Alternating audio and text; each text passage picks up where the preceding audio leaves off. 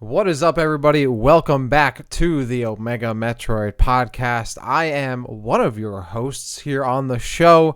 It's your boy Dak here for episode 173, and tonight we are joined by a different squad because Andy is busy with Zelda stuff this week. First off, Doom. Once again, it's back. It's good to have you back on the show. I know we had you last week, but it's good to have you back because I feel like we had a stretch of a few weeks, obviously, since what happened with your computer. But it's nice to have you back, man. Yeah, I'm back. The computer's more powerful than ever. I gotta say, it feels incredible being able to open more than 10 Chrome tabs without my computer writing myself a suicide note. It's pretty awesome, I gotta say. But yeah, it's so good to be back on the podcast, being a regular guest again. And yeah, I've missed it. Yeah. Have you installed Fortnite? Have you ran Fortnite on the new PC yet? I haven't run it, but I did install all of my entire Steam library as well as other very legally purchased games as well. So yeah, I'm very very excited to see what my computer can do with those. Very nice. Can it run Crisis? Very nice. What was that? Can it run Crisis? Well, can it run Crisis Remastered, I guess? Well, the real question is, can it run Doom? Because theoretically anything can run Doom, so I'm hoping this thing can run Doom at least. Well, hopefully it can run Crisis as well, because that is the most important question. And spoilers, we do have a guest on the show. So last week we did a little bit of a Q&A, and we had one particular person who sent in a lot of questions who we didn't get to all of them. So we decided to wrap things up by getting to those questions today, and not only getting to those questions that we didn't get to last week, but also having the person on that asked those questions to join in on the discussion. You might know him as TheAccursedHunter. We also know him as Big Griff. Griff, how you doing? Welcome to the show once again. Doing all right for now. Usually my work schedule doesn't allow me to record when you all record, but today it kind of worked out to come on to answer my own questions. Yeah, no, it's good to have you. It's good to have you. It's good to have you, Doom, as well, because there are also a bunch of music-related questions. So when you weren't responding at one point, I was like, oh, I got to make sure that we get Doom on for this one, because we got like 3 in a row that are music-related. So I'm sure we've dove into them in the past, but it's always nice to get some updated opinions from Doom on the music side of things. Yeah, everything just kind of worked out today. You were available. Andy is busy doing his Zelda Dungeon stuff, which, by the way, I want to plug that for the future. So by the time next week, when you guys are not next week, but Tuesday when you guys are watching this, in a few days next week. Yeah, in a few days after that, Andy, as a part of Zelda Dungeon, is going to be embarking on their annual Zelda Dungeon Marathon. They're going to be live streaming a bunch of Zelda games. They're going to be doing speedrun challenges. Every year, it's so much fun. I always have a blast watching these, and so I would highly recommend checking those out as well. So yeah. Go support our boy. Go watch him play some quality Zelda content. Yeah, absolutely. Shout outs to Andy, and yeah, gonna have to be checking that out because he's gonna be busy with that for the next couple weeks, I think. So we'll see how that goes down with him. So anyway, for this episode, we will have those questions. Also, wanted to jump into a little bit of news because there really isn't I guess it's not news, but I don't know. We really don't have much going on in the Metroid world at the moment. We're kind of just waiting for what's next, enjoying what we have at the moment, which is totally fine. And I think aside from, unless you're a big Mario fan, specifically, there's not a lot on the horizon to really look forward to as a Nintendo fan. Like Zelda just came out. We know some Mario games are coming out. Detective Pikachu, I guess, is on the way. But otherwise, Pikmin, I believe, just dropped or is about to drop. The demo recently came out. The game comes out in a couple weeks, I believe. Okay, the 21st, I think it is. Okay. Yeah. Oh, all right. So that's less than 2 weeks from now. Okay. So, yeah. So aside from Pikmin and the Mario games that have been announced, which I don't think have release dates, there's really not much on the horizon. So we're kind of in a holding pattern in terms of not just Metroid, but Nintendo in general. And we've talked about this on the show previously, but there have been a bunch of rumors and speculation going around, as there usually is, regarding the new console that Nintendo is most likely working on, but hasn't confirmed just yet, the quote-unquote Switch 2 or Switch Pro or whatever it is. But a few little bits of rumors and speculation came out that we talked about on the Discord, at least maybe not we, but myself and a couple other people on the Discord over the past week. A couple ones, there was one like someone like talked to a TSA agent who said that they ran into someone who had a Switch 2 dev kit. Who knows the validity of that? But there was a report that a Switch successor dev kit had been received in Spain or had been delivered to Spain, which, as Metroid fans, we know the developers of the developers of Metroid Dread, Mercury Steam, are based in Spain. So there's speculation that potentially they received a Switch successor dev kit. Doom, I'll throw it to you first. I know you didn't say you said you didn't have much to talk about here, but at least maybe a little bit of excitement that it could in fact be Mercury Steam that did receive that. I mean, on one hand, it makes sense because here's the thing. Honestly, I haven't delved too much into these, so I don't really have any personal, speculation on whether or not it's true or false. Like on one hand, it feel like it totally seems like something reasonable.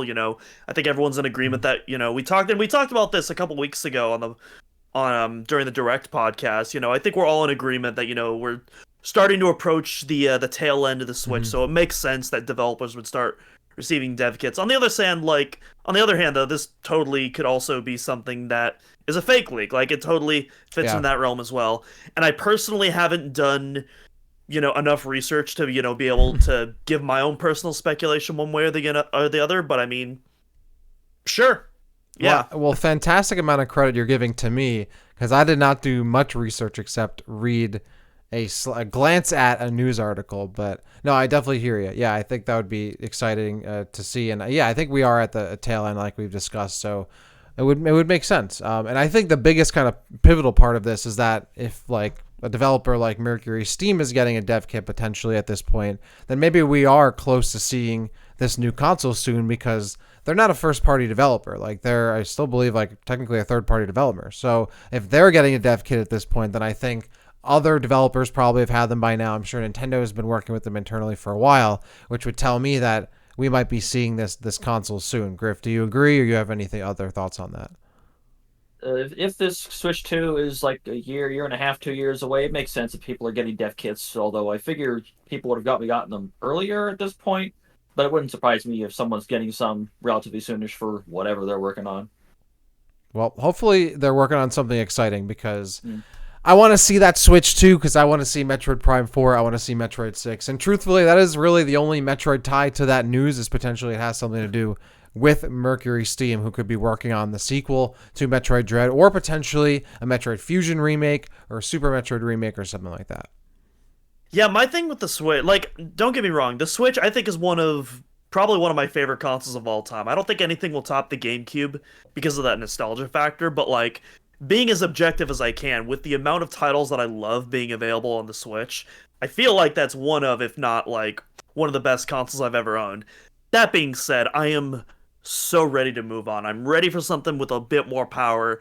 And that's not to say that Nintendo doesn't know how to handle the hardware. I mean, we've talked about how gorgeous Prime Remastered is. There's other stuff like Luigi's Mansion as well. I was gushing about Mario RPG.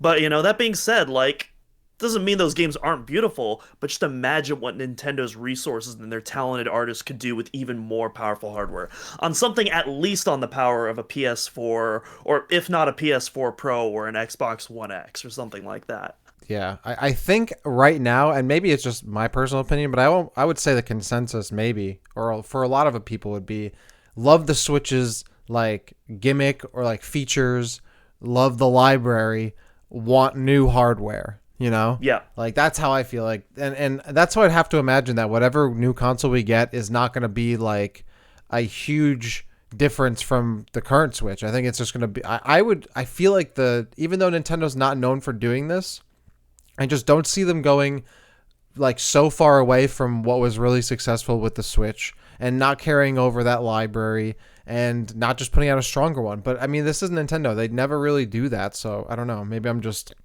like coping right there. I feel like it's going to be something similar with like the DS and the 3DS, where the 3DS basically is a more powerful DS, but they marketed the 3D as like the big gimmick, the Nintendo gimmick, and so I could see something kind of similar with the Switch 2 or whatever, Switch 2, Switch Pro, whatever we want to call it. Yeah, that's actually a good point. I forgot. I feel like the portable systems have had more of the like upgraded quote unquote versions, whereas consoles kind of never really did. And now we have a hybrid, and I'm not sure which route we're gonna get. But yeah, I would love it if we got like the 3DS version of the Switch essentially, but maybe not without the 3D because I always turn that off. Yeah, because aside from GBA to DS, there hasn't really been that Yeah. same kind of like Nintendo gimmick when it comes to the handhelds. Yeah. Well, I can tell handheld stuff is usually like a console generation behind, more or less, because it's like, so if a Switch 2 is like a PS4, it would make sense. It's like a generation behind where we are now. Although probably a little stronger since the Switch is a handheld and console, but who knows? I mean, if it had the power of a PS4 in a handheld like capacity, or at least when docked, I still think that's pretty solid for a Nintendo system, all things considered. Every time I hear what a phone can play a game on a phone, I'm like, a phone is that powerful, huh? Yeah. There's a lot you could do with that. And then you obviously now you have a lot of competitors. I mean, when the Steam came out, or when the Switch came out, you didn't have the Steam Deck, you didn't have whatever Asus just came out with. Like there wasn't competition in that kind of handheld, hybrid console hybrid market. And now 7-8 years later, the Switch definitely has that competition now, and I'm curious to see like, are they going to just go in a wildly different direction, or are they going to try to iterate on that and try to continue to own that market? Well, I almost feel like they occupy different markets. I feel like the Switch occupies a very large console demographic, whereas the Steam Deck is amazing and like it's clearly been a huge success, but I feel like it occupies a very specific niche of like PC enthusiasts who want to take that kind of horsepower on the go with them. Whereas that's not really what the Switch is targeting. Yeah, no, I mean, it's definitely more of an enthusiast device, so I think the Switch is something that can be kind of picked up more casually, but I also think it helps that the Switch is cheaper than like the Steam Deck in most cases. But yeah, I guess that's true. I still kind of see it as like gaming on the go, like bringing your library with you on the go, and it's just whether or not you want your Switch or your Switch library or your Steam library. It's kind of, I think, the deciding factor, and those are different, very different libraries, So I think now that having that does make a difference. And they are very clearly influenced by the Switch. There would be no Steam Deck if there was no Switch. Of course, yeah. I mean, now even Sony has its own Steam Deck, except it's like a cloud deck that like I think is just allows you to play your console like games on a portable thing, but you have to be within like 15 or 20 feet of the console or something like that. Yeah, so I don't know. Everyone's trying to have their own little piece of the pie here, but we'll see. Hopefully, we get that Switch 2 come up next. Griff, you have any last thoughts on it? Like cloud powered, what could go wrong? Yeah, But in a way, it's kind of surprising that it took until like relatively recently for some sort of Switch competitor to come out, because Switch has been pretty successful for a while, but we're only now kind of seeing these kind of dings. And who knows, it will actually affect Nintendo, because as far as handheld stuff goes, you've always completely dominated. No one's ever really come close in there in the handheld sphere of things. So, well, I think that kind of answers your own question, right? Like, I mean, the Switch came out in 2017. I think like it remained to be seen, at least for the first year. Like it took a year for people like, oh, okay, this Switch is like, this is popping off. Like it's going to be a crazy, crazy hit. At that point, it pretty much was. And no one really had the portable console like capability like Nintendo had to really kind of respond quickly, like to be like, oh, we're seeing the Switch be super successful, let's put out our own thing. Like they didn't have that kind of experience that Nintendo has. And then COVID happened. And so developing a completely new system with that in mind as well, I think it makes sense that it took now for stuff to finally come out and still kind of be catching up to what the Switch has been doing. also kind of weird now to think about it, where it's like Smash has been super successful, but for what I remember, we're really now recently sort of seeing a few competitors in that overall genre. So I know there's been a handful of examples way in the past, but I'm kind of surprised there haven't been more attempts at a Smash platform fighter. Outside of a few indie games I know of, like I think Brawlhalla is an example. Well, there were also Nick All Stars and what was it, Multiverses recently, but like those definitely, I don't think those took off the way those developers were kind of hoping they would. I think it comes down to the polish of the games. Well, first, I mean, Smash has been also around for like over 20 years, so that's one, has like an ingrained thing. It's Nintendo characters, which like, obviously people know like the Warner Brothers and like DC Universe characters, and people know Nickelodeon characters, but like, I don't know, I feel like seeing video game characters fight each other is a bit more of a draw than seeing random Nickelodeon characters at times, as much as it might have been cool. And then the polish, I think too. Like when it comes down to it, even Ultimate has a lot of flaws, but like there's a lot of polish in Smash compared to an All Stars Brawl and a Multiverses. Not to say those games weren't well made, but I think you can kind of see the difference when you play all of them. But yeah, I think that's a different issue too. Is that like when you think of a platform fighter, a lot of people just think of Smash entirely. You know, it's like with like a lot of like casual wrestling fans, when they think of wrestling, they think of just the WWE, right? They don't even know that AEW or New Japan even exists or anything like that, even if they're good. So yeah, that's an entirely different thing too. And although shout outs to Brawlhalla for having cool character crossovers, because Smash got stuck with Sora and Minecraft Steve, and Brawlhalla got wrestlers. They got John Cena on The Rock and whatever, and Master Chief and Arbiter from Halo. So they've been pulling out some cool character picks, so we'll give them that. Yeah, they got Laura Croft as well a couple of years back, I want to say. Really? Well, hey, Yeah. we were just talking about her last week. Speaking of Nickelodeon All-Star Brawl, by the way, I know not everyone plays it on Steam, but it currently has 12 active players on Steam. Oh, wow. According to SteamCharts.com. Double digits. Multiverses is... Oh, I think Multiverses is down. I don't know. It says it has... I think it says the test has 3.5 K on it, though. I don't know. Yeah, I thought the beta closed and they were going to relaunch like next year or something. Yeah. I don't know. Anyway, I feel like we've gone so far off tangent, so let's bring us back into the land of Metroid to get started here with our episode. So now that we've talked all enough about Switch 2, let's talk about part 2 of our Q&A from last week. So last week we asked everyone, a bunch of our listeners, you got some Metroid questions, we'll give you some Metroid answers. We had one particular person, Griff, here is on the show with us. He gave us a bunch of questions that we couldn't get to last week, and we're now going to jump into this week. We also have one question, which, and Doom, correct me if I'm wrong, I don't think we got to this question. I'll ask it, and then you can check me if we already talked about it. But we had another question from New Supreme Man I don't think we actually got to on the show. So we're going to start with his, actually. So we had some Metroid questions. We're going to give some Metroid answers. And Griff is actually going to have the honor of being able to answer his own questions on the show itself, which I think is a really awesome Omega Metroid experience. So happy for you, man. All right, let's jump into this first one. So I don't think we answered this, so I think we had a similar question, but it is from New Supreme Man. And it was, if you had to choose a boss or NPC to continue to return within the series, akin to Ridley or now Kraid, who would you choose? We talked about this last week, I remember. Okay. Yeah. Now, but did we talk about it as in like, do we want a boss to come back in general? Because how it's worded here is like a recurring boss like Ridley, and now Kraid is technically recurring because he's come back in Dread. Did we answer that question? I feel like we only asked like, is there a boss character we just want to see come back in general? Maybe I'm wrong. I think, yeah, the second one I think is what we answered. Okay. All right. That a recurring boss? No.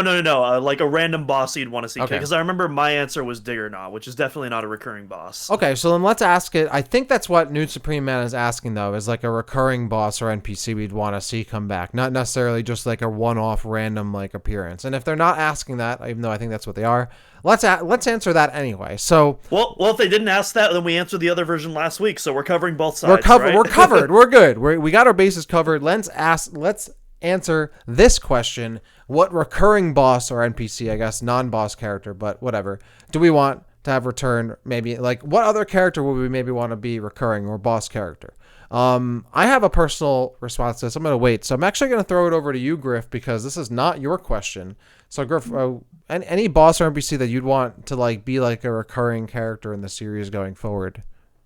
First NPC that comes to mind I'd like to at least see come back at least one time or two would probably be Umos. Just Luminant stuff, because it's just, I don't know, I'd like to at least see how they were doing after Prime 2 happened, even if it's just a mention in Prime 4.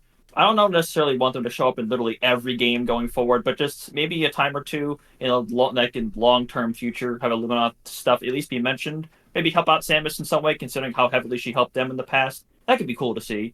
And if not Umos, then maybe have the Aurora units over so often show up, instead of just being some one-off thing. Because the lore says they've been around the Federation for decades, and they can be pretty useful. So it'd be neat in some way to see them come back in some way, shape, or form. That's actually a good point. I wonder what the Illuminati have been up to. Is that I don't think that's ever really kind of been talked about. They're just Samus left, and I guess they've been hanging. They've been chilling this whole time. Doom, do you I've do you, been, do you know? my If, guess, my guess is that they've been focusing on just rebuilding because yeah, I like guess. after Prime 2, Prime 3 has a scan that says it just talks about the Aether incident, where Hmm. after Samus left, some Marines showed or Federation Marines showed up, Right. finished off the rest of the pirates, and took some phazon left over to make the PED devices. So, but Prime 3 is like 6 months after Prime 2 happened, so the Illuminati are still probably just rebuilding at that point. But in the long term, who knows what they'll be up to? Yeah, no, I think it would actually be pretty interesting to kind of like dig into like what the Luminov been up to, or at least kind of get any kind of update on that at all. And the Aurora unit's also a good point. Yeah, if they've been part of it, even I mean, even the Emmys, like even if they don't return some capacity, I'm sure they're not just gonna. I would think realistically they wouldn't just not be brought up at all again. I mean, I'm sure that's what's going to happen if they don't return, but these big technological marvels kind of like come and go in the series, and it's interesting that they aren't kind of worked back in some degree, unless they're Metroids, in which case they get worked back in every opportunity possible. But yeah, that I especially the Aurora unit thing, but the Luminoth too. You would think that the Luminoth would kind of maybe potentially have some presence, but it would make sense that if they're so busy on rebuilding and trying to like get their own thing together, that they're not going to be doing much externally outside of their own confines of their own planet. So, but it would be cool to get an update. Doom, what do you think? Any recurring boss or NPC you'd want to see like maybe get established in the series going forward? Yeah, there's a few in mind. So I wouldn't necessarily say recurring like long term, but like I think we Mm-hmm. both talked about how, in Metroid Dread, I really wanted to see more from Ravenbeak, and I really wish he wasn't Yeah. just like a one-off villain of the week. I feel like there's so much potential to like develop him into something way more interesting and more. And especially after that boss fight, because like his boss fight is one of the coolest throughout the entire series. He has a killer design too, and like but he's missing those world building elements, and I feel like being able to expand and develop him on through multiple games is just a huge missed opportunity with him. So not necessarily something I want to recur long term, but I'd like to see him appear again sometime in the near future. Otherwise, obviously I gotta rep my boy Chad Dane, the Yep. absolute homie, the one, the only. He was there when Adam wasn't. He's our biggest supporter. I want to see my number one fan back. And for my last pick, I actually think Weevil would be a really cool option to see recurring, because Weevil is really interesting in the sense that like yeah, he survived a pirate attack, but it's typically space pirates. They stick within their organization, but Weevil is someone where it's kind of vague where his allegiance lies, Like is he still like a full-time space pirate, or is he purely a bounty hunter now? Does he divvy up those two activities? Like I want to see more built upon that. I think Weevil is a character in such a unique scenario, and we're really only relegated to a paragraph of text on that. I want to see some more developed on that front. I would assume the bounty hunters from Hunters are probably going to show up in some way, shape, or form. I would assume because they're some top tier bounty hunters, and at the very least, they probably have a score to sell with Samus. At least a handful of them, like Camden, or I mean, the Cricket Empire in general could be a faction that could show up in the Yeah. future. That would I was gonna say I feel like that would be cool if they kind of made them as the new big bad like antagonist going forward, maybe for a stretch of games. And I know that there was an interview with Richard Verodi, the man who made basically the lore and the story of Hunters. He hmm, said that the pirates and Federation might consider a truce just to get rid of the Cricket Empire. They're apparently a threat. No one likes them, literally nobody. But it's just it maybe gave me the impression that the Crickens are the kind of threat where the Federation of the pirates could wipe them out, but it could leave them vulnerable to someone else coming in because the Crickens are apparently a big enough threat for that. I think. But that by itself is a pretty interesting plot point for something later, hopefully. yeah, no, I agree, and I think it's one of those things where number one, Nintendo probably forgot about that bit of lore long ago and will never bring it back. But two, it's space is so big, I'm sure that the Kraken Empire is busy doing something, but they're such a threat that if you were to take them on, it would be such a crazy thing for them.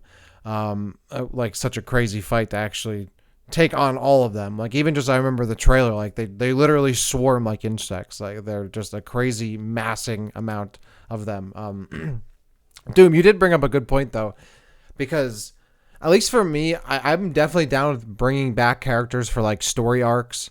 I think Admiral Dane would be cool as like a recurring character going forward. But aside from that, like I don't know if I necessarily need like Weevil showing up every game going forward. Like maybe if there was a specific like story arc that they had for him to come back with. Because when I think of recurring, I really think of like Ridley, really, because he's the one who kind of comes back like and somehow figures out how to have a role of some kind in the story in the game he's in.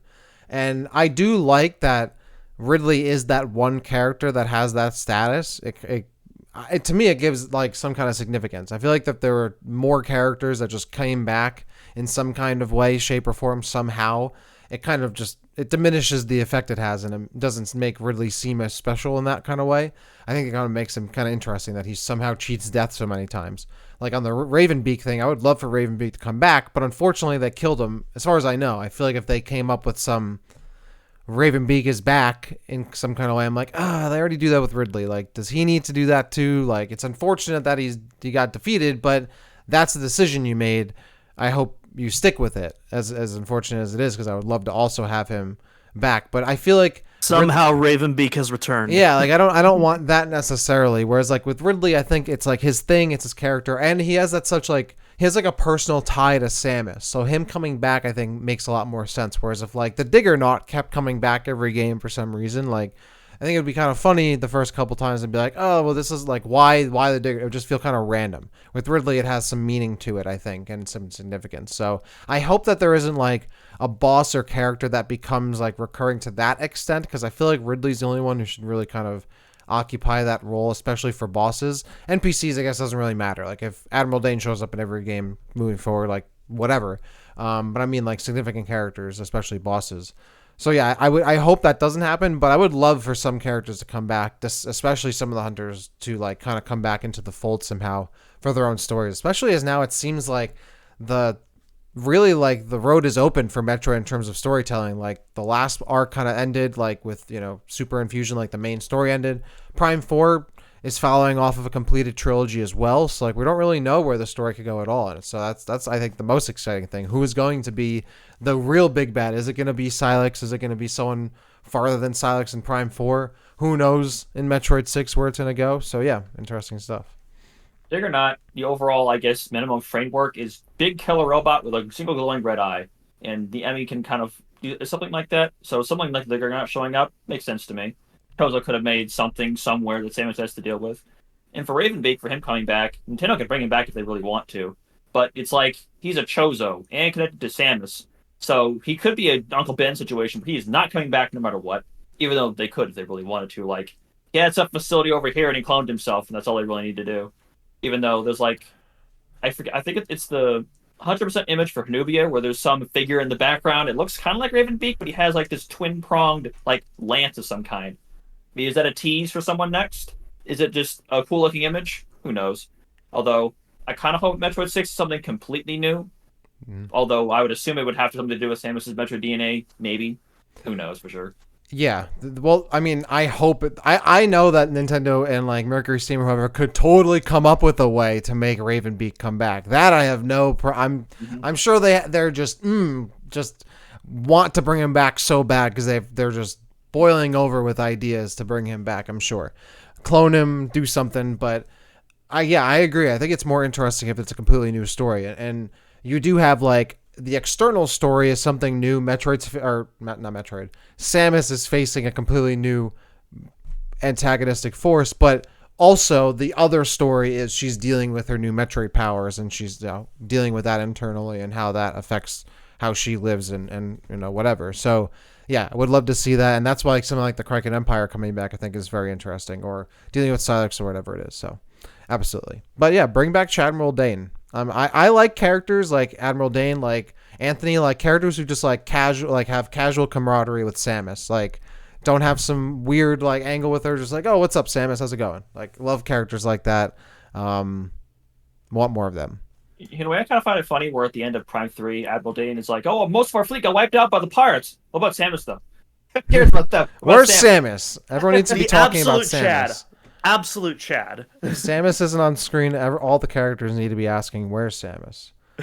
All right. Well, that was our only non-Griffin Q&A question. So thanks to New Supreme Man for jumping on that one. And now we actually have a bunch of music ones. So I'm actually I'm gonna break them up a little bit because there were 3 in a row, I think. So I'm actually gonna move them around a bit here and there so we don't do 3 in a row because I know it's gonna be a lot of talking from Doom because he's our resident music. He's changing expert. the meta. Yeah, I'm changing it up. Okay, so let's start here. So, Big Griff, you asked, is there a Metroid song where you've heard plenty of remixes for, but none of them strike your fancy like the original did? So your example, Griff, was the Ceres boss theme. You love the song and have heard plenty of remixes, but I always go back to the original. So when you say remixes, you're talking about like you're even including like fan remixes or something like that too, right? Okay. Yeah. So Doom, is there one like you've heard a bunch of remixes, like new arrangements, but the original is still your favorite?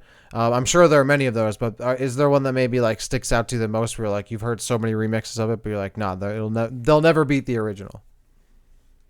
This one technically doesn't apply, but for the longest time, the Metroid 2 SR388 theme, the main caverns theme, for the longest time that was a theme for me where it's just like, I've heard a lot of great, fan arrangements and whatnot, but even AM2Rs, which I like, I just never felt like anything quite captured that same kind of visceral experience of that, that original Game Boy chiptune. Up until Samus Returns, I feel like that Samus Returns variation is the first one, that really it captures the essence of the Game Boy, but it modernizes it. It it evolves it a bit, and it makes it fit within the game world as well, and it brings some of those modern Metroid motifs into the mix. Of course, you got the iconic choirs introduced by Kenji Yamamoto back in Super Metroid as well, and so for me. Up until Samus Returns, that theme would have been one of those for the question. Mm-hmm. Other than that, I'm sure there has to be some, but I can't really think of any off the top of my head. Okay. All right. Well, we'll take that. We'll take that one. Griff, you said it was the Ceres boss theme. Is that still yours? Are there any other ones that come to mind? But you said it was Ceres boss theme. It'd have to be the Ceres boss theme because I've heard plenty of good fan remixes of the Ceres theme, but for whatever reason, something about them doesn't quite capture the feel of the original to me. If that makes any sense, Mm-hmm. I couldn't tell you what it is, but it's just like there's plenty of good ones I've heard, but I always go back to the original to listen to because there's some unique aspect about it. I couldn't. But it might not necessarily be the GBA hardware that makes it sound a certain way. It just I don't know what it is. I think a lot. Go ahead, Doom. I was just gonna say the original Game Boy Advance. It has very very sharp, punchy percussion, and I noticed a lot of fan arrangements. The percussion. It's a little bit softer. It's a little fluffier, and I've heard some great arrangements that I think do top the GBA version. But for me, like that's like the biggest differentiator where I feel like someone got the assignment where someone didn't for me. But that's just my own personal opinion. Mm-hmm. Yeah, I think that kind of ties into what I was going to jump into. It's that like when you hear like those originals, you heard it like how it was meant to be heard, like in game, like, or maybe not necessarily how it was meant to be heard, but you're hearing it in the moment of playing the game, and you maybe might have heard it in a certain way, like through the console speakers or whatever it is. It has that kind of certain like feel to it. Whereas like you hear a remix, it's made to be heard like on your headphones, being played on YouTube or your streaming service, whatever it is. I feel like that kind of makes a difference to it. I think like when you hear like, the Fusion soundtrack, right? Like that sounds great when you listen to it on your headphones, but I don't know, there's something also about, I know people hate how it sounds on the original Game Boy Advance speakers because it just is crazy. It doesn't sound super great, but there's something about those original like actual feelings to it of playing it that I don't know, that you can't really recreate. For me, I think is the Meta Ridley theme from Prime 1. Because I feel like that just is one of my favorite themes of all time. So like just the original rendition of it from the original Metroid Prime is always going to do it for me. I think for that one, when I always hear remixes or arrangements of it, they're like doing too much. Like they're adding too much to it. What I always loved about the original Metroid Prime Meta Ridley theme is that it had the minimal like feel of the original Ridley theme, but has like an updated like electronic like feel to it that like completely thematically sounds different, but still is not like, it doesn't have something going on and like is super overwhelming, like oversensory, a ton of sounds, a ton of like layering. It only has so much going on. So I think I hear a lot of remixes and there's way too much going on. So for me, that's the Meta Ridley theme. That's my pick. All right, next one. This was a interesting one, Griff, that I had to, maybe you can, I'm curious why you were asking this one. Would you consider Samus's power suit to be a superpower of some kind or a piece of equipment she possesses? Would it be both, since the power suit is integrated into Samus's body? When I say superpowers, I mean stuff like Superman has and stuff like that. Okay, so yeah, so you're asking if it's some kind of superpower or if it's like a piece of equipment that she possesses, or if it's both. What do you think? I'm curious what you think it is. Like bare minimum, I'd say it's just a piece of technology that she has, but it is Chozo biotech, and it has organic components. It's integrated into her body. It says that in Fusion because organic parts are integrated into her body, and it's those parts that let the SX come to be at all. So, I mean, bare minimum, it's a piece of tech that Chozo make, as advanced as it is, but it's also integrated into her body, and this is an example of something where I'm watching a show or something, and I'm thinking, can I apply Metroid to this somehow? And like, especially like I mentioned the question, the show Young Justice, which for those who've never watched it, is a DC Comics show that more or less starts with the same kind of overall status quo you'd expect, that the Justice League is around, and then they have all the heroes have their villains and stuff. But the story focuses on the sidekicks, hence why it's called Young Justice. And one of the aspects that they make are these collars that are made for supervillains to disable their powers, so that they can be arrested and put into prison and stuff like that. So I kind of thought to myself, at one point watching the show, I'm like, if something like this was used on Samus, would it work on her power suit at all? I'm not 100% sure, because there's like Blue Beetle, his scarab is hooked in his body, and that was not gotten rid of by the inhibitor collars, and the suit was actually able to short out the collar or take it off on its own, but not quite the same as Samus's power suit. So I'm like, I mean, if there was hypothetical some official crossover, I guarantee they would make it to turn off her suit, because they got rid of the Zero suit. But realistically, I'm not 100% sure. I would lean more towards it's a piece of tech that she has, some sort of unique aspect to her abilities and stuff. Yeah, Doom, what do you think? I definitely view it as more as a piece of equipment. I mean, I feel like there's plenty of examples of like superheroes that have like, integrated technology. I mean, going back to the DC universe, I mean, you got Cyborg. I mean, he's literally a cyborg. It's in the name. And, I feel like, I wouldn't really consider his powers superpowers. Those are cybernetic powers, or, on a lesser extent, Iron Man, those, aside from the arc reactor, which is embedded into him, we don't consider that arc reactor a superpower. It's still a piece of technology at the end of the day. Like you can be a superhero, but I wouldn't necessarily, I feel like superpowers implies almost a sense of mysticism into it. And I don't really, even though Chozo technology is a bit unknown and kind of relies on, bird magic and mysticism in that sense, I don't feel like it's that same kind of, it's not like magical mysticism that I feel, employs like a superpower, if that makes sense. Yeah. Okay. I mean, I think the Young Justice part of the question makes this interesting, because I mean, I agree. I think it's a piece of equipment, obviously. It's tangible, right? Like, it's a physical thing. It's not like a Green Lantern situation where I think she's like kind of like warping energy or like using like energy or light to create the suit around her. But at the same time, there are superpowery kind of aspects to the suit. Like, there are instances where Samus kind of just like summons the suit around her. She does another M. She does it in like Prime 3.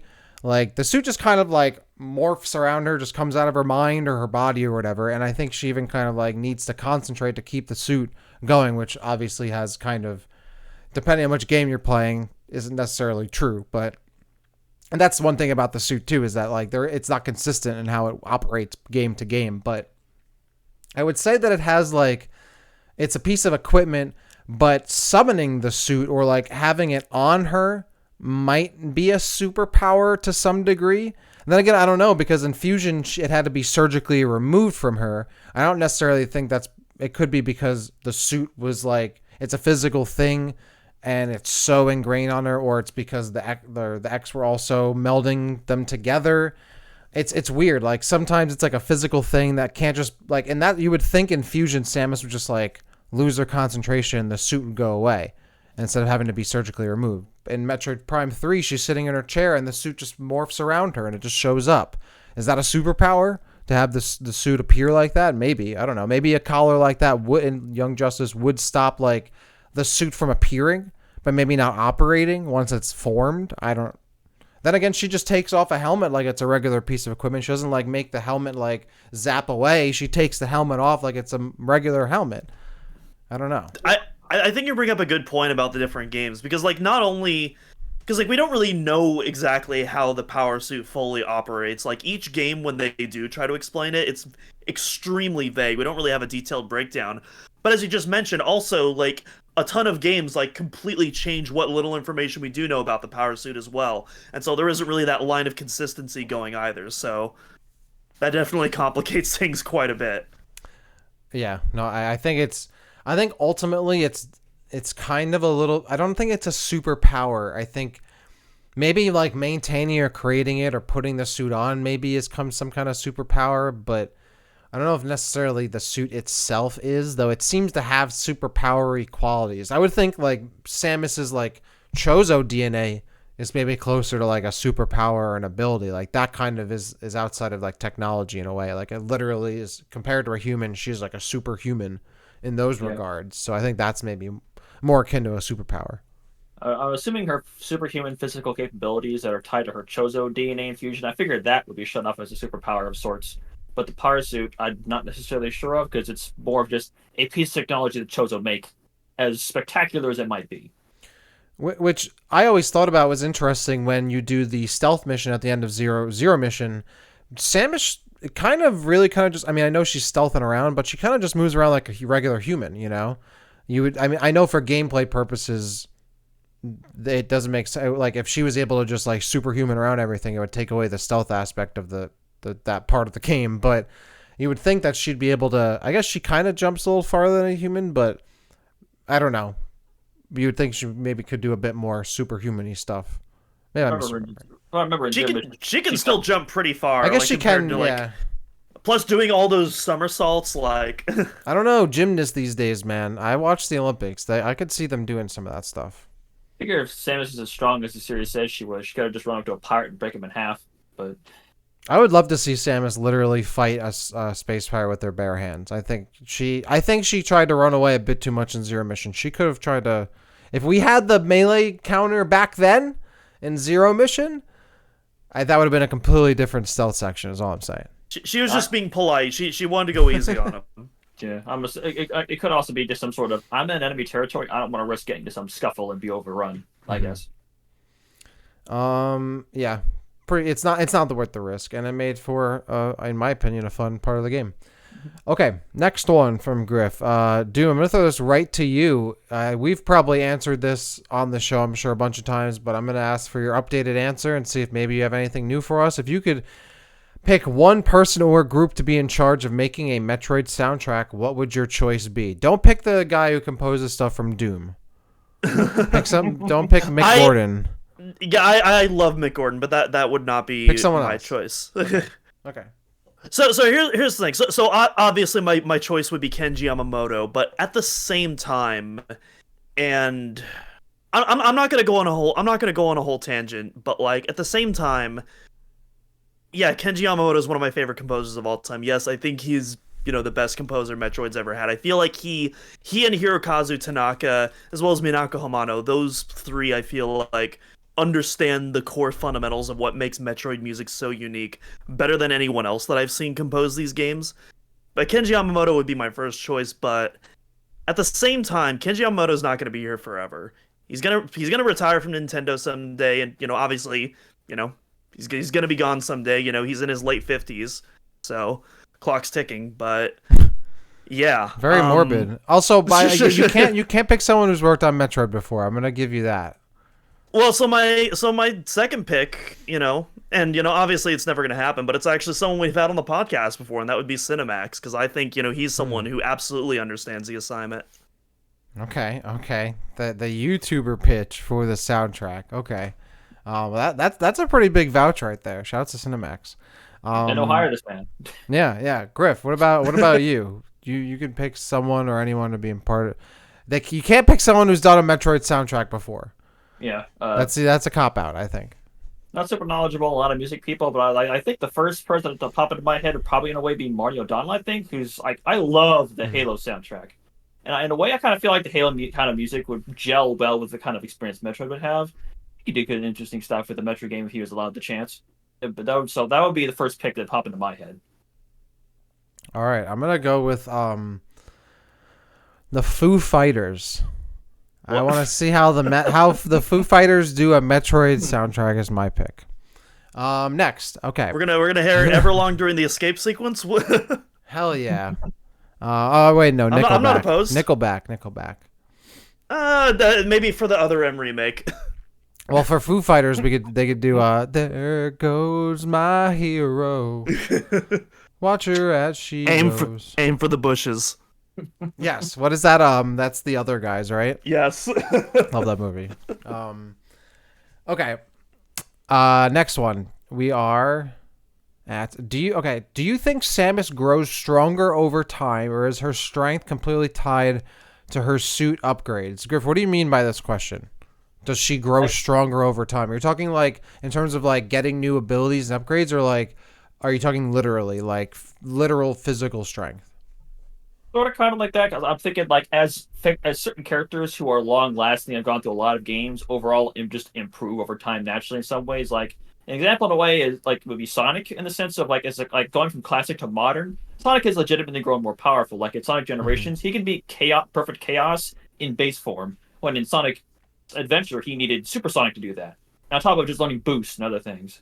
Like Samus is learning she's developed the slide and the melee counter, among other things. So I figure as she goes on for a long time, she'll just naturally just get stronger on top of her power-ups. And on top of it, it's like the Chozo Warrior race. I figure she wouldn't stay static over the series, although I figure as far as her overall skill and competency, like how well she can aim, her reaction time, I figure she's kind of plateaued sort of in that sense.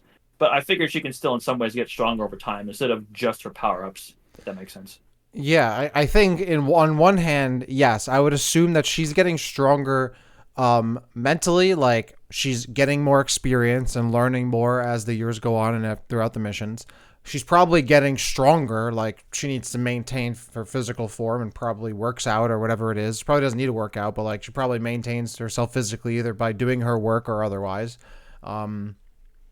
But also, aside from that, I think a lot of her strength, yes, is tied to her suit. And I think we see that in the Metroid gameplay. Like, she gets knocked back to her lower form of her suit. She loses energy tanks. Like, her strength is very much tied to the capabilities of her suit. So I think it's a double, like, there's two sides to the coin of this one. On one hand, yes, I think she is getting stronger, and she probably gets better at, like, using her abilities and how to use them and all that kind of stuff. But at the same time, like, she can only do so much if she only has a regular missile as opposed to a super missile, right? Or a regular power beam as opposed to a charged beam, no matter how yoked she is, right? So I think on one hand, she is definitely getting stronger. On the other hand, it's not like Dragon Ball characters where like they can, in the later episodes, achieve Super Saiyan 3, whereas, so of course they demolish anyone from the first season. Or it's like Destiny, where like Destiny 2, our characters are super strong and could destroy Oryx, whereas back in the day, he was the strongest person we could fight. So like, in that regard, it is very much tied to what's available to her. And I think that's also because of the fact in Metroid, you do reset a lot. Dude, does that kind of make sense? Do you agree with what I'm throwing down, or no? Yeah, I agree with everything you said. I got nothing to add. Oh wow. All right. Well, that's perfect. But yeah, I think that kind of makes sense, Griff. You see what I'm kind of throwing down? Yeah. Okay. Yeah. I mean, I think that would be kind of an interesting thing to think about, though, is that like, is like the suit Samus, does the suit Samus have now, is that like literally stronger, like a better suit than what she had in the first Metroid, you know? And that kind of, I mean, we know it is to a degree because of what happens in Zero Mission. I mean, like after that, like, does that even improve? Like, does the suit itself improve? I don't know. I'll have to wait until the suit grows back all the way. Well, that's true. Yeah, we got to see Metroid 6. With like, that's another. We were just talking about how the suit is literally growing and changes from organic to like. I think trying to pin down how the suit operates is like one of those things. It's like one of those sci-fi things. Like, don't worry about it. Same thing with like the morph ball. Don't worry about how Samus fits into it or what form she's in, if her bones are broken, if she becomes energy or not. Like, just don't worry about Want that. to worry about it though? It's cool. Just play the game. Don't worry about it. Assuming the power suit can basically do whatever you want it to do within reason. Yeah, I mean, I was just gonna say I've talked about this on the Discord multiple times. Even though we're totally going back a question, I have That's a good always question. wanted like a Metroid style. You know those Star Wars cross section books where they show like the ships and the technology, and you see like the insides and all the gears and pistons and motors and power cells Right. that work the whole thing. I've always wanted a Metroid version of that. I would. Oh my gosh, my eyes would be glued to that thing 24/7. That would be heaven. Super Metroid Player's Guide for the 90s is all you get. We take those. all right. Next one. What do we got here? Oh, we got another music related question. Doom, I'm gonna throw it to you first. What are your top 5 Metroid songs? Top 5. You know what? Is it alright if we skip this question? Because one of the ideas I proposed for a future episode was listing our top 10 Metroid songs. And so I kind of want to save that for a future episode. I wanted to do that as well as a favorite song from each game episode. So I kind of want to pocket that. I feel like we just did that. Didn't we not just do that? Favorite song from each game? Or did I? Did we? Am I misremembering? We did a general episode talking about our thoughts on each soundtrack, but I don't think we did like an individual ranking of songs. I could have sworn we did like so. We did an area from each Metroid game as a Smash Bros. Stage. That's what we did. I had to pull up Spotify to check. Anyway, You can make like a 3-hour tier list video of just talking about the songs and where they go on the tier list. Okay. Well, all right. So Griff, we're gonna save this under our episodes to do. I will say that I may as well do my number 1 song though, just because I have talked about it on a previous episode before. My favorite Metroid song of all time is the credits theme from Prime 2. So, boom, there you go. I'll give you my favorite. I feel like the Ridley theme is my favorite, but I love Fendrana Drifts and the Down Frigate theme. Anything from Metroid Prime really is really good.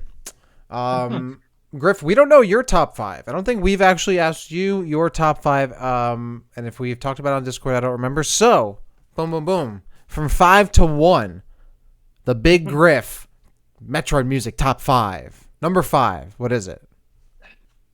What's your top 5? What is it? There's like boss themes, area themes, ambience themes, so different things. I've never really structured an entire list of top 5 and why they go into each place. Okay. I can tell, if you ask me that question, I can think of a few songs off the top of my head. Top of your head right now. Top 5 songs. Easily one of my favorites would be like the Metroid Prime Spider exoskeleton boss theme. It's one of my favorite boss songs in general, and it's a very unique song. Like it literally sounds like you're fighting a creature of some kind. Like it sounds like there's a heartbeat in the background, a bunch of other things. It's a really creepy song for a very awesome looking boss. I'd say another one would be the Emperor Ing Phase 2 boss theme. One of my absolute favorite songs. Is an amazing song. I would lump both themes together, but that feels like cheating because they're both excellent. I gotta say, the Emperor, when I first played Prime 2, that second theme didn't really stick with me as much as the first, but throughout the years, I've grown to love it more and more, and nowadays, it's definitely like one of my favorites. Mm-hmm. Another one I would pick is like the ambiance for when you're on the GFS Olympus in Prime 3. An excellent ambient theme that I love. On top of the like when you first get to SO388 and Samus Returns, there's a top tier ambient theme that they threw out there. Yeah, criminally underrated track. I love that first surface track that plays that subtle wah wah. It almost sounds like a Metroid Western almost, and God, I love it so much. Yes, the other thing I would default to for a 5th pick would probably just be like Lord Norfair, because it's just an amazing song and it's been reused multiple times. It is like, in a way, it's like, I guess, kind of just because I've used it so much, it's like the hot room theme at this point. It's just been used in Super Prime. Like, when you first walk into a room and Samus Returns and it's hot, it's just you leave real quick. I'm like, wait, what was that again? I don't want to go back in there, but Andy's favorite track right there. Yeah. Those are some good picks, actually. Those are a few deeper dives. Yeah. Honestly, I was gonna say, like, going off that, I feel like there's another episode we could do, just like our favorite underrated or Mm. underappreciated Metroid themes, because I have so many like ambient themes that I just have fallen in love with, or just stuff that you wouldn't typically expect in like a top 10 list that I'd love to get representation. I'm Yeah. gonna pick like NES Norfair as an underrated theme, just because Hmm. it's really good, and most people will default to Lower Norfair from Super as the hot room area theme. When NES Norfair is really good too, and it's like the Brawl remix from Smash Brothers is a pretty interesting remix of that song. Or I didn't hear it at Mhm. first, but I'm like, you know what, I kind of dig this now that I've listened to it a bit. I would be down 100% to do a deep cut Metroid episode, deep cut Metroid theme episode for The sure. second area of the GFS Valhalla is a very creepy song. If you listen to it Hmm. outside of out of context, like this is a Nintendo song for Metro game, what? Hmm. Yeah, the Metroid B-sides episode. All right, next one. We got a lot to do for Metroid music. Still more to do Mm. for sure. Next one. This was also an interesting one because it's interesting you'd ask about this beam particularly. If the Spazer wide beam was ever implemented, so if the wide beam was ever implemented into a Prime game, what would you like to see? How would you like to see it be implemented? What would its charge combo be? I thought this was interesting because the wide beam, in my opinion, is like one of the less exciting upgrades in a Metroid game. So I thought it was curious. And two, I guess the wide beam isn't really in Metroid Prime, but the wave beam is kind of a wide-ish beam, though it doesn't exactly operate like the wide beam.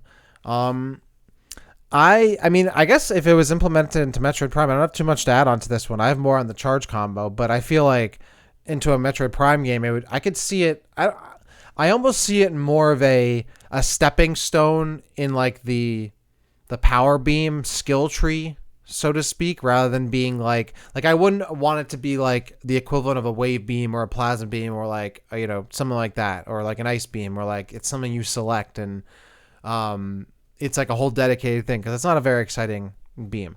I think it would be more interesting for it to be kind of like just an upgrade for the power beam. Like you get your power beam, get your charge beam, get your wide beam, whatever it is. Maybe eventually the diffusion beam, something like that, along that one tree of beams there. Because again, it's not a super exciting beam, I guess, but I don't know how you do it because I guess it would be on the same line as the charge beam combo. But I feel like the charge beam combo or some kind of combo for this beam would be like a machine gun type of thing, either a machine gun or a shotgun, something that has to deal with a big spray pattern that can continue to travel if part of the spray gets stopped, which is kind of like the natural wide beam nature of how it operates. So like a shotgun kind of big spray, or like a machine gun where just a ton of shots being rained out. Doom, what about you?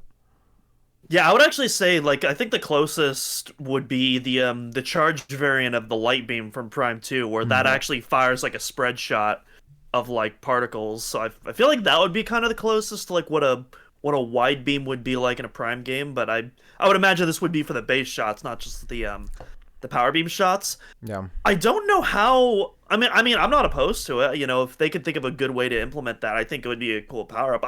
I personally think that's one of my.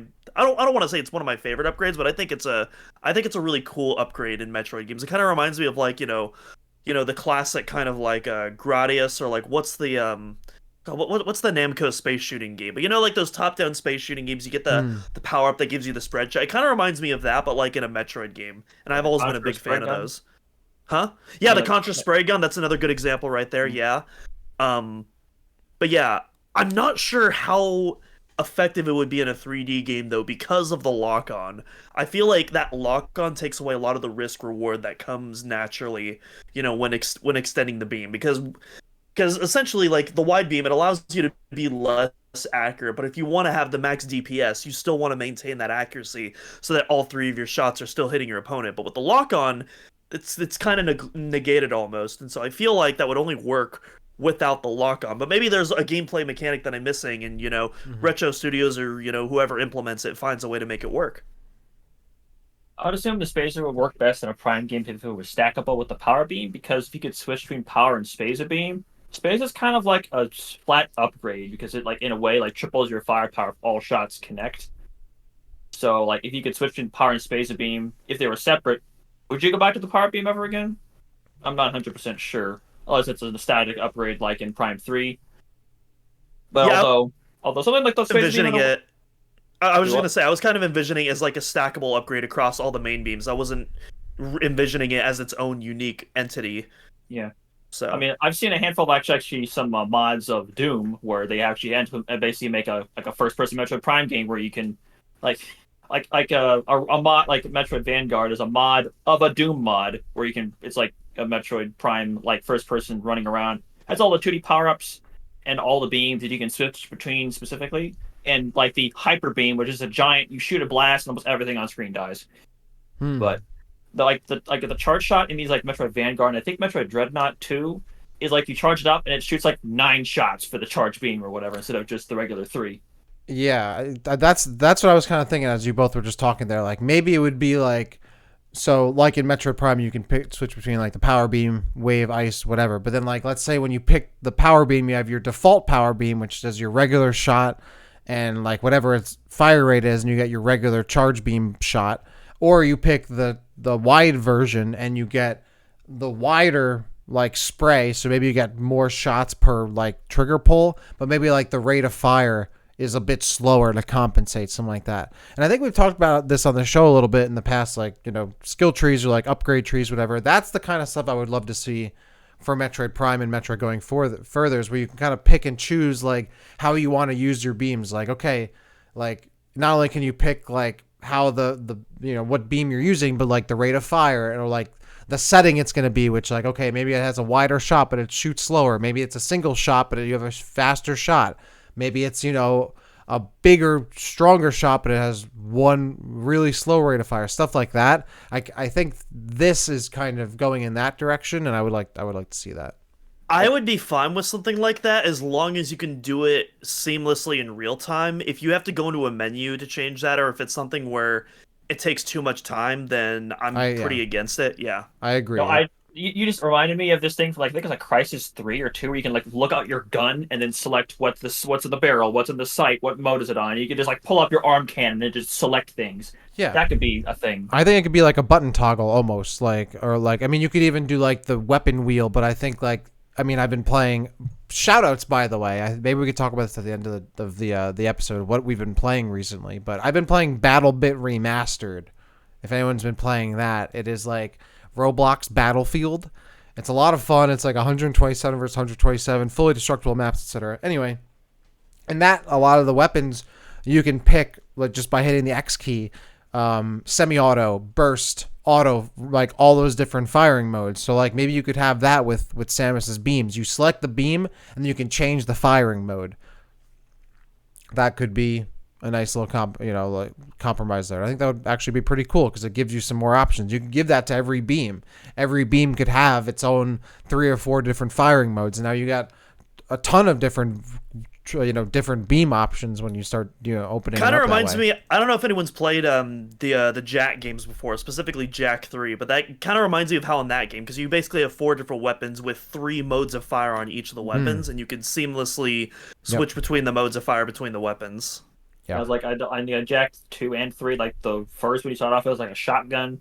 The second one is a yellow and it's like a more long range rifle. Like the third is a blue one that's like like you hang it low and it's like a rapid fire grenade launcher. And then the last one is a nuke, straight up nuke.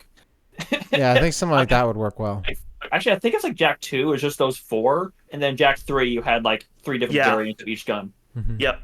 And it was like the red one was at first was a shotgun. Then the other mode was like you could charge it up, and then you have like a giant shockwave along the ground that hits different enemies. Or the yellow one, you can just spawn a drone that just shoots at everything in its radius, among other things. And like the blue one has like this giant like electric plasma whip thing that goes around and hits everything that touches, Yeah. among other things. No, I mean, that's I think the direction Metroid should go in is like give me the upgrades that Samus can get, and then let me choose upgrades for upgrades and modes for upgrades and whatever it is, and let me pick all those different things. I think that would make Like just a lot more depth and a lot more like fun. the purple enemy from Metroid Dread, it uses not only like the wave beam, it uses it to shoot through walls like it does in the 2D games, but it gives it the electric shock from the Prime games. So apparently the wave beam can do the electric attributes as well as the 2D game attributes at the same time. If Samus wants, I guess, but for whatever reason she hasn't at the moment, but she could technically, I guess, in terms of the lore. That's what I want in the Prime series, the 2D plasma beam, like, or whatever, anything that can have you shoot through walls. I want wall hacks in I think the in Nova Prime. Beam is the closest we've gotten because, but Yeah, that was Exactly. everything. Yeah, I want like something closer, but yeah, we got the Nova beam. Like the Spazer is like the only 2D like you get the Spazer in like every 2D game but Zero Mission, and it's not in the Prime game yet.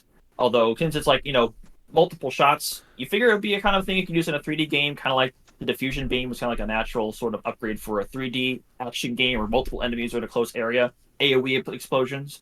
Although I'm not sure what this charge combo would be, although the first thing that came to mind was like some giant, like, I guess, chargeable Spartan laser, like giant concentrated laser beam that's around the width of the Spazer itself. Although maybe that would be a bit too overpowered. I'm down. Give Samus overpowered stuff. I want to just go out of the gate for sure. Mm-hmm. All right, next one, since we have only a few left here. In your podcast episode about a potential open world Metroid game, which we did do recently, we talked about an open world Metroid game around the release of Tears of the Kingdom. We never talked about, well, I guess I wouldn't say we, because it was Doom and Andy on that episode, but you never talked about exploring underwater environments since the gravity suit is an iconic and common power of Samus possesses. How extensive would underwater be? Should it be limited to a few lakes or equivalent to kind of caves? Should there be one large underwater area? Considering an open ocean is mostly empty space, what would you most expect from a large water area in an open world Metroid? A lot to unpack there, but you're essentially asking, what about an underwater area for an open world Metroid game? How would that work, etc.? I can go off that pretty quickly if I may. Go for it. Yeah, so I believe Dak and I believe I talked to you on an episode last year about how we would want to upgrade Samus's ship, and one of the things that I suggested was like a gravity feature for the ship that would allow Samus to explore like underwater areas that she straight up would not be able to access otherwise. And I feel like that is like a cool way how you could incorporate underwater areas into like an open world Metroid game is all by proxy incorporating those ship upgrades as well. Like literally turn your ship into a submarine. Yeah, basically, yeah. A high-powered, like, bullet train submarine, basically, is what I'm thinking. And so, yeah, you could make, you could make, at first, the underwater areas look intimidating and, not wanting to explore. You theoretically could still be able to explore them open-ended to some degree, but, once you get the gravity suit and as well as the ship gravity features, it makes exploration so much easier, as well as a necessity for some of the more mandatory required areas as well. And so I think there's a lot you could do with that, actually. I definitely like that. I think it would kind of work because you could have, like, for example, like a big lake with a bunch of caves. You could have the big open lake area be where you take your ship in as a submarine, and then it eventually gets to an opening that you can't fit the ship into, and so Samus has to get out of the ship and go and submerge and jump in and explore the cave underwater herself. I think stuff like that would be really interesting. That'd be really cool. I 100% agree with you there. I personally hope that like there's as least amount of walking around underwater as physically possible. I say this in almost every game I play. It's not fun to move around slowly. It's just not, like unless there's a really, really good reason for it or like a really good fun gameplay mechanic to outweigh that. But usually there isn't. A lot of the time it's just you move slowly until you can't move slowly anymore. And Metroid, falls victim to that a lot. A lot of games do. So personally, I want less underwater environments. The ship idea, I think, is great because you can move at regular speed and move around. And then when Samus finally gets out, you're not really out for too long. It's not like Samus has to go across the entire open water by herself without a ship. That I wouldn't be against, or that I wouldn't be for. But I don't want a lot of underwater stuff. Even with Dread, there's a lot of underwater stuff that I didn't want. I feel like it slowed the game down. Even going back to Metroid Prime Remastered, like, yeah, you don't have to go through the drowned frigate without your gravity suit, but sometimes you forget. And you step in there and you're like, oh, this sucks. So yeah, I'm against that. But I will say, obviously, I've been playing Tears of the Kingdom. I'll hand it off to you, Griff, in just a sec. But obviously, I've been playing a lot of Tears of the Kingdom recently, and one of my favorite new additions to that game is the underground world. Hmm. And I think what makes that really appealing to me is how when you first go down there, it's absolutely pitch black, and it's you genuinely don't know what's around every corner. Like it's very low visibility, low light. All you can see is like the glowing red of like all of the toxic goop and the glowing red enemies since they're super powered in the underground area. Um, and I feel like you could do almost something similar with the underwater areas in an open world Metroid game. And I go back to like how the gravity suit operates in Prime, because at first when you go underwater, you have very low visibility. Your visor's all foggy. You can barely see a few meters in front of you. But then once you get the gravity suit, your field of view clears up completely, and now you can see like a huge, you can see almost the entire lake. You can see the door. You can see a door from across the room now, and I feel like that's another way that you could utilize underwater areas in an open world game. I would assume any sort of open world Metro game would have a big open water area be like just a lake instead of just a massive ocean that's really deep, because that Right. could risk players falling in and never getting out outside of Mhm. fast travel of some kind. So, or just limited to like the caves in Tears of the Kingdom, where there's plenty of caves around the map. You go in, it's a really small area. I guess like maybe like a mini dungeon or these like really small rooms on like a Link to the Past, something like that. You go in, might be a few enemies or a cave, you said some things, but Y- like I said, ocean is a lot of is mostly empty space. So I'm not sure how you could make exploring a big open ocean interesting in the gravity suit, because you'd just be spending a lot of time just space jumping around or something Yeah. like that. That's why I think the ship idea is cool. Honestly, I would rather, instead of underwater environments, give me um vacuum of space environments. I want a little bit of I mean, I spacewalking. I want that. I want that too. I want a Absolutely. I little mean, we were spacewalking. I mean, we were talking about that last episode. Hmm. Yep, that would be Like cool. Samus is in sci-fi. That's what is in sci-fi. Samus is a spacesuit. She spent almost no time in the vacuum of space for whatever reason. Pretty much. No time out there, and I feel like it would make sense if she We did. we got that one cutscene in Prime 3. Like they're like the opening of Prime One and the freaking Orpheonage is out there. It's like a room or two Mhm. in Fusion where you go out to get a missile tank and come back inside immediately. There's like a few rooms in the Celestial Archives and Vespa Defense Outpost, but Mhm. that's I mean in the Celestial Archives, if you fall down in those the Celestial Archives is bottomless pits where you die instantly. It's the only Metro game with those for some reason. Um, yeah, I would love to see some more like different exploration, whether it's water or outer space. But just please no sluggish, slow movement. I'm over it. I know. I mean, I even in Destiny 2, literally the season we're in right now is Season of the Deep. It's underwater stuff, and there's activities underwater. I'm like, oh my god, more slow moving. But at least in that you can jump a little bit, and it gives you a little bit of boost. And what I liked about that is that you have to go around for air bubbles, and like before like your pressure runs out and you kind of like run out of air or whatever, so you got to run to an air bubble to like stay alive. And I kind of like that, where you had something to do while you're walking around slowly trying to get from one air bubble to the next. So maybe something like that could be implemented in Metroid, where Samus isn't just moving around, she has to do something as she's navigating it to stay alive. um Kind of It'd similar be to like in Metroid Prime 2, getting to like the crystals Hmm. and staying alive there, so you're not taking damage from the light. Make it sound like she's in some sort of corrosive water or something. I don't know what that could be. That could work. Yes. Yeah, the acid So, water. also like Prime 2. Also like Prime 2. Yeah, a great game. A great game if you haven't played it. Although Um It's when I bring about up to turn 20 next year. oh my god. don't say that. All right, I think that was all of our Metroid specific related questions here. We had a couple. We'll do these rapid firing, I believe, of just of just Nintendo. I think general ones here. Um, so we'll go through these ones real quick. Doom and Iroh. So let's go. All right. First off, do you think Nintendo will ever do a Metroid Prime remastered again? If yes, or if so, what game do you think it would be? Um, yeah. All right. Think so. This is actually a two. Yeah. Yeah. So do you think they'll do it? And if so, yeah. What do you think it'll be? I mean we've kind of seen it before to various degrees. I mean, if you think about it, Ocarina of Time, Majora's Mask, and Star Fox 64 3D are all examples of it, just on significantly less powerful hardware. Those games have all been completely remodeled. They have a ton of quality of life improvements that weren't featured on the original hardware. The only difference is that they're on the 3DS instead of, a modern HD console like the Switch. And then even beyond that, you also have, Miitopia, which was obviously a much, smaller Of scale. course, But I mean, Miitopia.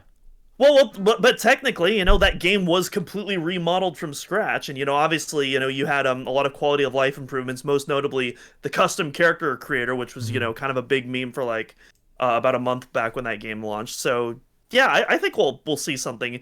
Is it necessarily going to be a Metroid game? Probably not, but like I could absolutely see a Metroid Prime remastered style game